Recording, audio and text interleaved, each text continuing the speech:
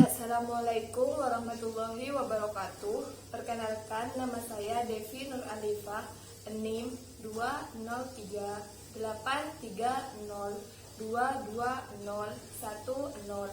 Saya dari Prodi Perbankan Syariah kelas B nomor absen 23. Tujuan saya membuat video ini yaitu untuk memenuhi UAS akhlak tasawuf. Di sini saya akan membahas tentang peran tasawuf di era globalisasi.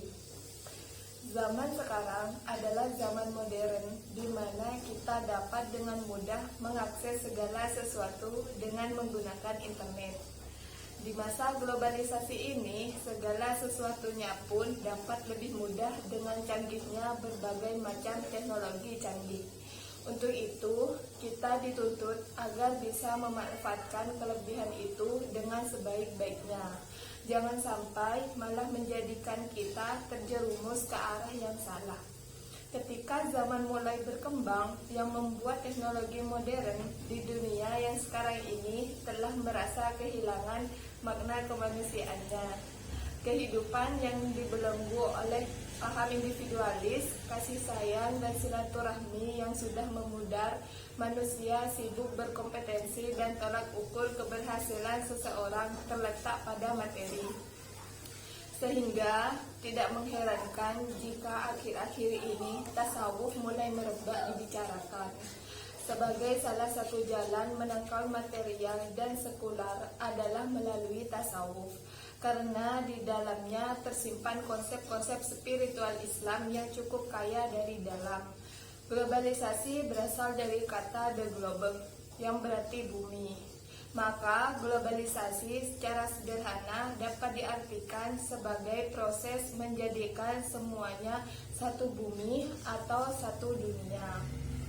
Pada prinsipnya, globalisasi mengacu pada perkembangan yang cepat di dalam teknologi, komunikasi, transformasi, informasi yang membawa bagian-bagian dunia yang jauh bisa dijangkau dengan mudah. Ada beberapa aspek dasar globalisasi, diantaranya yaitu perdagangan dan transaksi, pergerakan modal dan investasi, migrasi dan perpindahan manusia, dan pembebasan ilmu pengetahuan. Selain itu, tantangan-tantangan lingkungan seperti perubahan iklim, polusi air dan udara lintas perbatasan, dan pemancing berlebihan dari laut juga ada hubungannya dengan globalisasi. Proses globalisasi mempengaruhi dan dipengaruhi oleh bisnis dan tata kerja, ekonomi, sumber data sosial dan budaya, dan lingkungan alam. Globalisasi membawa dampak baik dan buruk.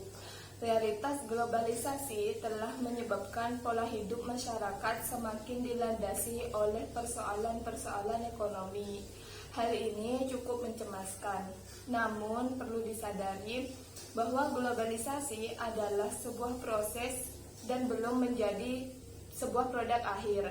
Masyarakat modern memiliki sikap hidup yang mengutamakan materi, memperturutkan kesenangan, dan ingin menguasai aspek kehidupan dan hanya percaya terhadap rumus-rumus pengetahuan empiris saja, serta sikap hidup yang positif yang hanya berlandaskan akal.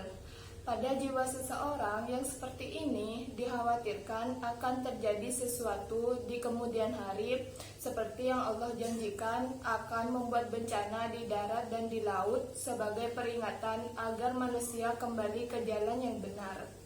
Banyak cara untuk mengatasi masalah. Salah satu caranya adalah dengan cara mengembangkan kehidupan yang berakhlak dan bertasawuf. Mengapa sufisme perlu dimasyarakatkan kepada mereka? Jawabannya terdapat 3 tujuan. Yang pertama yaitu turut serta terlibat dalam berbagai peran dalam menyelamatkan kemanusiaan dari kondisi kebingungan akibat hilangnya nilai-nilai spiritual. Kedua, memperkenalkan lingkungan literatur atau pemahaman tentang aspek batin Islam, baik terhadap masyarakat Islam yang mulai melupakan maupun non-Islam. Ketiga yaitu untuk memberikan penegasan kembali bahwa sesungguhnya aspek estetoris Islam yakni Sufisme adalah jantung ajaran Islam. Dengan adanya bantuan dari tasawuf ini, maka ilmu pengetahuan satu dan lainnya tidak akan bertabrakan, karena ia berada pada satu jalan dan satu tujuan. Hubungan ilmu dengan ketuhanan yang diajarkan agama Islam sangat jelas.